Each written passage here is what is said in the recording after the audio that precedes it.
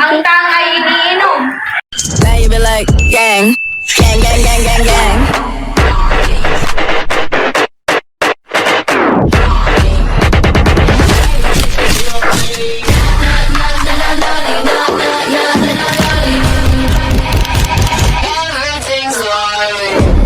Okay, kita naman dito na pinasag ko ng itlog.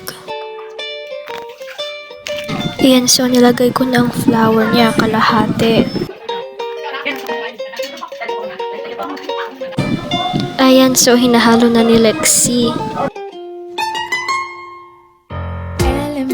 Ay, so pagkatapos kong hinalo yung flour tsaka yung itlog, nilagay ko na sa frying pan. Next step, ibabaliktad yung pancake na hindi pa luto, syempre. Ilalagay na sa plato, pagkatapos lutuin ang pancake. Ayan ang tang juice. Ilalagay na ni Anika sa loob ng pitchel. Hinahalo na natin ang tang juice.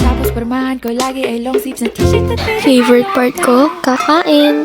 Yummy! Ang sarap!